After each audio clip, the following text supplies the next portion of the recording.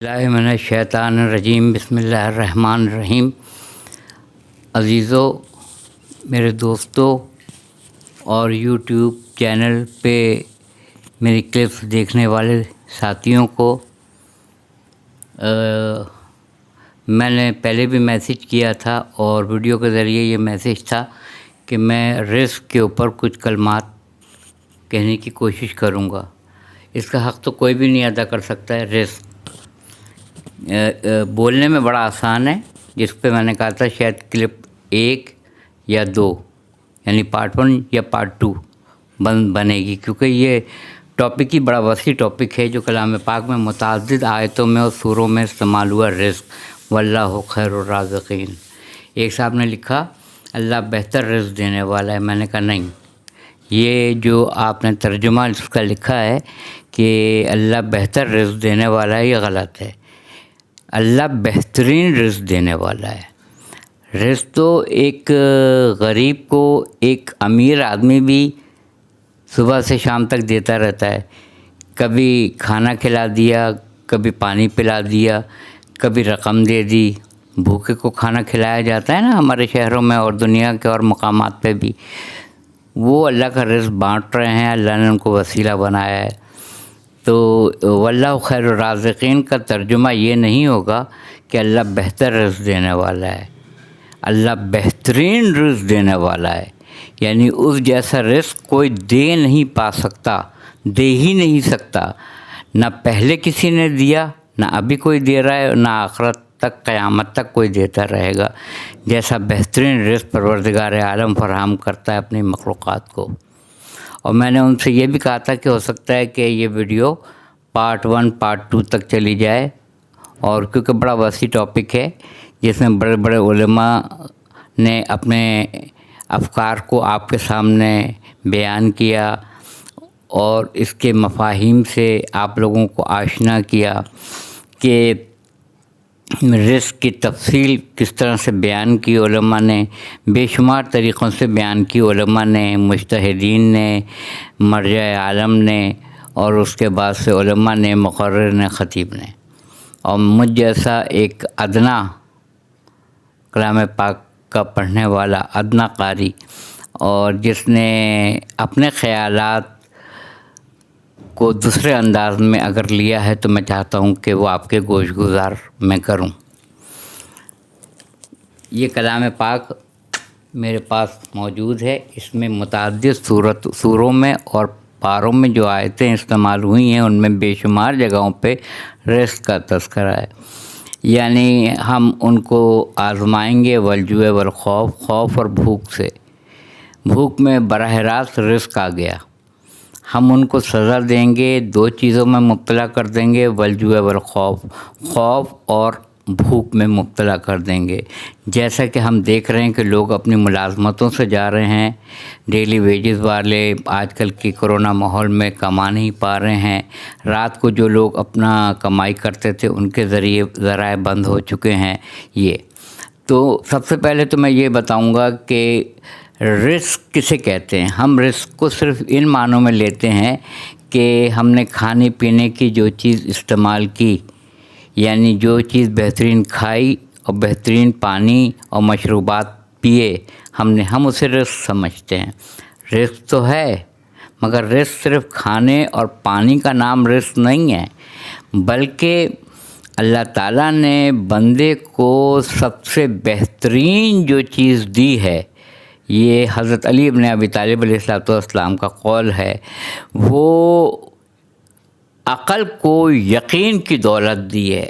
عقل کے لیے بہترین رزق یقین کی دولت ہے، کہ اس کو یقین جیسی دولت دی ہے، یہ اس کا رزق ہے۔ بہترین آنکھ کو بہترین مناظر دیکھنے کی صلاحیت دی، یہ ہماری آنکھوں کے لیے رزق ہے۔ بہترین زبان کو بہترین کلمات ادا کرنے پہ ہم استعمال کریں تو یہ ہماری زبان کے لیے بہترین رزق ہے۔ ہم اگر قرآن مجید کو لے کے اس کی قرأت کرتے ہیں، اور دنیا میں بے شمار لاتعداد حافظ قرآن ہیں جن کے قلوب میں، سینوں میں کلام پاک کی آیتیں موجود ہیں جو انہوں نے حفظ کیا ہے. سبحان اللہ سبحان اللہ. یہ ان کے حافظے کے لیے رزق ہے کہ انہوں نے اس کلام پاک کو پورا الحمدللہ رب العالمین یعنی پہلا سورہ اور سورہ حمد سے لے کے والناس کی سین تک 114 سورہ، وہ سورہ ان کے قلب میں ہیں. یہ ان کے حافظے کا رزق ہے، یہ ان کی یادداشت کا، ان کے جو علم حاصل کیا قرآن کا، یہ ان کے حافظے کا رزق ہوا. بہترین جگہوں پہ جائیں جہاں پروردگار عالم. کسی نے امام جعفر صادق علیہ السلام سے پوچھا کہ فرزند رسول یہ بتائیے کہ متقی کسے کہتے ہیں؟ متقی، آپ نے کہا متقی اسے کہتے ہیں کہ جہاں پروردگار دیکھنا نہیں چاہتا ہے وہاں موجود مت رہو، اور جہاں دیکھنا چاہتا ہے وہاں سے غیر حاضر مت رہو. یعنی سمندر کو امام نے کوزے میں بند کر دیا. جہاں اللہ تعالیٰ کی ذات دیکھنا چاہتی ہے وہاں سے غیر حاضر مت رہو، جہاں دیکھنا نہیں چاہتی ہے وہاں موجود مت رہو. یہ ہے. تو بہترین چیزوں کا سننا کان کا رزق ہے. بہترین کلام کرنا تلاوت کلام پاک ہے، مقدس آیات کی تلاوت ہے. بہترین اقوال پڑھنا، بہترین اماموں کے اقوال، حضور صلی اللہ علیہ وسلم کے ارشادات اور ائمہ معصومین اور اصحاب باوفا کے اقوال، یہ پڑھنا بھی زبان کا رزق ہے. رزق کی کتنی شکلیں ہیں. یہ پیشانی کا بھی رزق ہے. یہ جو پیشانی ہے اس کا بھی رزق ہے کہ پروردگار عالم کی بارگاہ میں جھک جائے یہ پیشانی. 2 سجدے کیوں ہوتے ہیں؟ 2 سجدے اس لیے ہوتے ہیں کہ پہلا سجدہ آپ نے جو کیا وہ اس لیے کہ ہم اسی مٹی کے اندر دوبارہ جائیں گے، اور دوبارہ سجدہ اس لیے کر کے سر اس لیے اٹھایا کہ مفہوم یہ ہے کہ ہم مٹی سے پیدا ہوئے ہیں اور اسی مٹی میں جائیں گے، اور اپنے پورے جسم کی سب سے اولین اور سب سے بہترین جو شناخت ہے وہ سر. انسان اپنے سر سے پہچانا جاتا ہے. اگر یہ جسم سے سر جدا کر دیا جائے تو پہچان نہیں ہوگی کہ کس کا جسم ہے. پہچاننے کے لیے چہرے کا اور آنکھوں کا اور پورے سر کا ہونا وجود ضروری ہے تاکہ پہچانا جا سکے کہ کون بندہ ہے. رسول خدا صلی اللہ علیہ وآلہ وسلم اپنی احادیث میں فرماتے ہیں حضرت علی ابن ابی طالب علیہ السلام کے بارے میں، علی تو میرا سر، میں جسم ہوں، تو میرا سر ہے. ملائکہ صحاح ستہ کی کتابوں میں لکھا ہوا ہے. میری باتوں پہ یقین مت کیجیے گا، جا کے صحاح ستہ کی کتابوں کا مطالعہ کیجیے گا اور اس میں اس قول کو آپ پڑھیے گا کہ حضور صلی اللہ علیہ وسلم کا یہ قول موجود ہے یا نہیں موجود ہے. پھر مجھے کمنٹ سیکشن میں بتائیے گا. یہ پیشانی جو ہے اس کا رزق ہے سجدہ. پروردگار عالم کے سامنے سب سے اپنی اعلیٰ و ارفع چیز کو جھکا دیا، یہ پیشانی کا رزق ہے. آنکھیں بہترین مناظر دیکھے، یہ اس کا رزق ہے. کعبے پہ پڑی جب پہلی نظر، یعنی جب آدمی ساری زندگی ٹیلی ویژن کے ذریعے یا سنتا ہے کہ کوئی جا رہا ہے عمرے پہ اور حج پہ اور ہو کے آیا ہے تو دل میں تمنا رہتی ہے کہ مرنے سے پہلے خانہ کعبہ کا دیدار ہو جائے، کم از کم اگر حج نہیں تو عمرہ تو نصیب ہو جائے. تو جب پہلی نظر آپ کی پڑتی ہے، پہلی نظر خانہ کعبہ کے اوپر، جس کو آپ نے ساری زندگی سنا، ٹی وی پہ دیکھا یا اس کی تصویر دیکھی، اور آج آپ مجسم وہیں پہ کھڑے ہوئے ہیں جہاں پہ وہ بیت اللہ آپ کے سامنے ہے، تو یہ آپ کے آنکھوں کا رزق ہے. آپ نے کسی عالم کی بہترین تقریر سنی، بہترین قرآن مجید کی آیتوں کی تفسیر سنی، کلام پاک سنا، اس کا ترجمہ آپ نے سنا، یہ کان کے لیے بہترین رزق ہے. ایسا نہ ہو کہ اس کا مس یوز ہو جائے. جانا ہے مثبت طرف اور یہ آنکھ چلی جائے منفی جگہ پہ.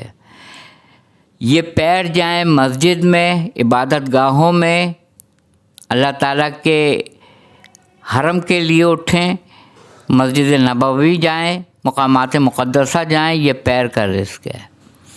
ہاتھ کا رزق یہ ہے کسی پہ ظلم نہ کیا جائے بلکہ دینے والا بنے دوسرے کو۔ میرے والد کہا کرتے تھے کہ فقیر کو مطلب ہے اس کو حقارت کی نظروں سے نہ دیکھو، اس کی تضحیق نہ کرو، اس کا مذاق نہ اڑاؤ۔ یہ کیوں کہا گیا ہے؟ یہ پروردگار نے کیوں؟ اور مانگنے کو اللہ نے برا سمجھا ہے۔ محنت کرو اور کماؤ، مگر ایک طرف یہ کہہ رہا ہے کہ محنت کرو کماؤ، اور دوسری طرف پروردگار عالم نے کہا ہے کہ فقیروں کو، مانگنے والوں کو حقارت کی نظروں سے مت دیکھو، جواب دینا تو درکنار۔ اس کی وجہ وہ یہ بتاتے تھے کہ جب اس بندے نے یا کسی مانگنے والی نے آپ کے سامنے دست دراز بلند کر دیا، یعنی اپنا ہاتھ پھیلا دیا، تو اس کی ساری عزت اسی وقت ختم ہو چکی ہے جب اس نے ہاتھ پھیلا دیا آپ کے سامنے، جیسا کہ ہم روزمرہ کی زندگی میں اپنے درجوں کے حساب سے کرتے رہتے ہیں۔ تو اب اس کو حقارت کی نگاہ سے دیکھنا یا کچھ کلمات کہنا، اس کی توہین پہلے ہی ہو چکی ہے۔ اب آپ جو اس کو حقارت کی نگاہ سے دیکھ رہے ہیں اس کی توہین میں اضافہ کر رہے ہیں۔ آپ جو حقارت والے جملے ادا کر رہے ہیں وہ اس کی توہین میں ادا کر رہے ہیں۔ تو ایسا نہ کریں۔ تو آپ کو دینے والا بنایا۔ میں نے ایک جگہ پڑھا تھا کہ وسیلہ کس طرح پروف کیا جائے۔ قرآن میں متعدد آیتیں ہیں کہ رسول تک پہنچنے کے لیے وسیلہ تلاش کرو، تو مجھے کوئی ایسی آیت بھی تو ملے کہ جس سے بالکل واضح ہو جائے وسیلہ۔ تو میں نے کہا کہ ایک آدمی فٹ پاتھ پہ سو رہا ہے، نہ اس کے پاس بستر ہے۔ یہ پارٹ 1 ہے جو میں ریکارڈ کر رہا ہوں۔ اس کے بعد پارٹ 2 میں انشاءاللہ بعد میں آؤں گا۔ یہ پارٹ 1 ہے رزق کے عنوان کے اوپر۔ ایک شخص جو ہے، کیونکہ یہ طویل ٹاپک ہے، ایک شخص جو ہے وہ فٹ پاتھ پہ سو رہا ہے، نہ اس کے پاس تکیہ ہے، نہ اس کے پاس نیچے بچھانے کے لیے کچھ ہے، نہ سردی میں کوئی چیز اوڑھنے کے لیے اس کے پاس کوئی گرم کمبل ہے، لحاف ہے یا کوئی ہے، کچھ نہیں ہے، مگر اس کے سامنے ایک ایسا عظیم الشان محل ہے جس میں اتنے کمرے ہیں کہ وہ خود اس مالک کو نہیں پتہ ہے کہ میرے اس محل میں کتنے کمرے ہیں، کتنے کمرے ہیں۔ دنیا میں ابھی بھی ایسے لوگ ہیں، لاکھوں ہیں، جن کے پاس اتنے کمرے ہیں محلات میں کہ ان کو پتہ ہی نہیں ہے، اور سب خالی پڑے ہوئے ہیں کہ کتنے، اس کو خود بھی نہیں پتہ ہے۔ تو اللہ تعالیٰ نے ایک کو تو بالکل رزق نہیں دیا، اور ایک کو اتنا دیا ہے کہ جس کے دسترخوان کے اوپر اتنا رزق ہے، اتنا رزق ہے کہ اس کو خود نہیں پتہ ہے کہ آج کیا کیا پکا ہے کھانے میں، اور ایک کو ایک وقت کا کھانا بھی نصیب نہیں ہے، اور وہ عادل ہے۔ تو ذہن میں یہ بات آتی ہے کہ وہ کیسا عدل کر رہا ہے۔ ایک کو رزق میں کچھ بھی نہیں دیا، ایک کو اتنا دیا ہے کہ دسترخوان پہ کہ اس کو خود نہیں پتہ ہے کہ کتنی ڈشز رکھی گئی ہیں، کتنے انواع اقسام کی نعمتوں سے اس دسترخوان کو سجایا گیا ہے۔ تو وہ کیسا عادل ہے۔ وہی عادل قرآن پاک میں کہتا ہے جن کو میں نے وافر مقدار میں رزق دیا ہے وہ حقدار تک اس کا رزق کیوں نہیں پہنچاتے ہیں۔ یہیں سے وسیلہ ثابت ہوتا ہے۔ دیا ہے اس امیر کو، امانت ہے غریبوں کی، بٹوائے گا تم سے۔ اگر تم اپنے زیادہ رزق میں سے حقدار تک اس کا حق نہیں دے رہے ہو تو اس کا حق چھیننے اور اس کا حق غصب کرنے کے مترادف ہے۔ تو وسیلہ یہیں سے پروو ہوتا ہے۔ اللہ براہ راست بھی دے سکتا تھا، مگر تمہیں ذریعہ بنایا ہے کہ تم اس کی مدد کرو، اور تم اپنے مال میں سے جو اس کا حصہ ہے وہ اس کو ادا کر دو۔ یہ پہلا حصہ ہے۔ دوسرا حصہ میں بعد میں بناؤں گا کہ زیادہ کہاں پہ کرتا ہے رزق اور کہاں پہ کم کر دیتا ہے رزق، وہ میں دوسری کلپ میں انشاءاللہ بیان کروں گا۔ وآخر دعوانا الحمدللہ رب العالمین۔